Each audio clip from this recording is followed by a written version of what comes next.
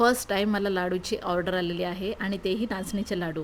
तर तेच मी आता बनवायला घेतले आहे. बघा मी पीठ सेल करते हे तुम्हाला सर्वांना माहितीच आहे. आता जे कोणी माझे रील्स बघतात ना त्यांना माहितीच आहे की मी पीठ सेल करते. आता ही पहिलीच ऑर्डर ना माझी बंगलोरची आहे.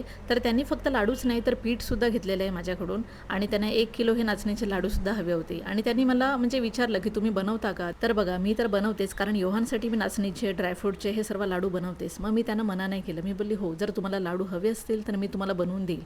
आणि त्यासाठीच मी हे प्रिपेअर करायला घेतलं. मग माझ्या डोक्यातनं एक विचार आला की आपण लाडूंची पण ऑर्डर घेतली पाहिजे. तर आजपासून ना लाडूंची सुद्धा ऑर्डर सुरू आहे. तर तुम्हाला पण हवे असतील ना तर मला नक्की कमेंट करा. हे लाडू ना एकदम घरगुती चव देतात आणि पौष्टिकसुद्धा आहेत, प्लस हायजीन आहे ह्यामध्ये. आता घरगुती चव आणि पौष्टिक का सांगते मी, कारण बघा इथे मी पीठ जे घेतलेलं आहे नाचणीचं ते सुद्धा मी स्वतः नाचणी आणून त्याला दळून नंतर यूज केलेलं आहे.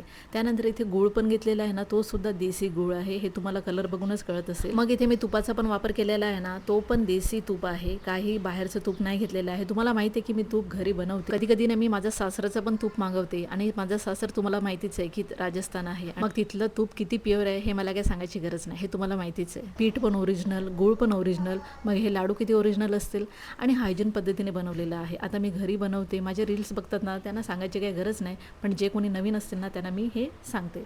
आणि इथे ना आम्ही रॅप का केलेले आहेत, कारण बँगलोरला जाता जाता हे तुटले नाही पाहिजेत म्हणूनच हे बबल रॅप वगैरे सर्व असं करून आम्ही पाठवतो. चला तर मग भेटूया पुढच्या ब्लॉगमध्ये. तोपर्यंत बाय.